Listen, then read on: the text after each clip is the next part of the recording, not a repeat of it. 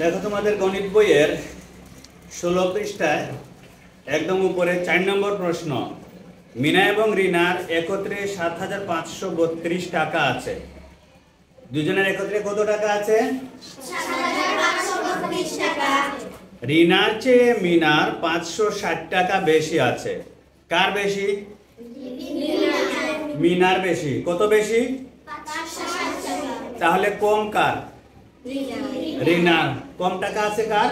রিনার। কত টাকা কম? ৫৬০ টাকা কম। আচ্ছা, মিনা এবং রিনা প্রত্যেকের কত টাকা আছে? তাহলে আমাদের এখানে সমস্যা হচ্ছে এই যে ৫৬০ টাকা, একজনের বেশি একজনের কম, তাই না? তাহলে ওই ৫৬০ টাকা আমরা মোট টাকা থেকে বিয়োগ করে দিব। বিয়োগ করে নিয়ে তখন দুইজনে সমান সমান পাবে। তাহলে মোট টাকা কত? ৭৫৩২ টাকা। আমরা লিখলাম ৭৫৩২ টাকা। এই টাকা থেকে আমরা এই যে ৫৬০ টাকা আছে এই টাকাটা আমরা বিয়োগ করে দিব। বিয়োগ করলে থাকে কত? ২, ১৩ থেকে ৬ বিয়োগ করলে ৭, এখানে ৪, ৪ থেকে ৫ বিয়োগ, এখানে থেকে গেলে ১৪, ১৪ থেকে ৫ গেলে ৯, এখানে ৬। রয়েছে কত? ৬৯৭২ টাকা। এই যে টাকা এখানে দুইজনে এখন সমান সমান পাবে, ঠিক আছে? তাহলে আমরা ২ দিয়ে ভাগ করে দেই। ২ দিয়ে ভাগ করলে দুইজনে সমান সমান পেয়ে যাবে। এখন আমরা ২ দিয়ে ভাগ করি ৬৯৭২।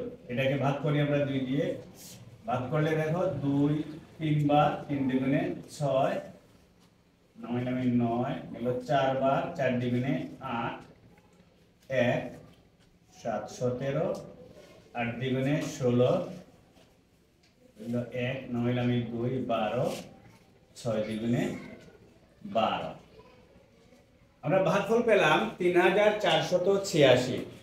অর্থাৎ এই টাকাটা রিনাও পাবে মিনাও পাবে, ঠিক আছে? কিন্তু আমরা এখন প্রথমে লিখব যে কম পায় তার টাকাটা লিখব। প্রথমে কম কে পায়? রিনা। তাহলে রিনা পায় ৩৪৮৬ টাকা। আমরা লিখব, এখান থেকে লিখি, সুতরাং রিনা পায়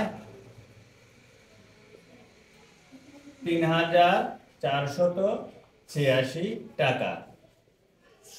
আচ্ছা, বাকি রইল কে? মিনা। মিনায় কি বেশি পায় না কম পায়? কত বেশি পায়? ৫৬০ টাকা।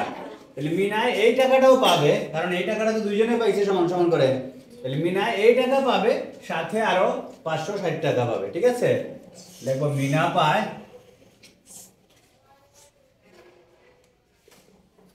৩৪৮৬ যোগ ৫৬০ টাকা।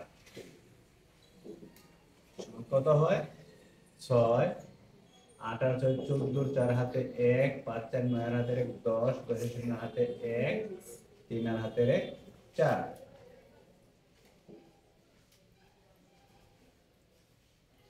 মিনা পায় ৪০৪৬ টাকা। বুঝা গেছে এখন? এবার সবাই খাতায় ওঠাও।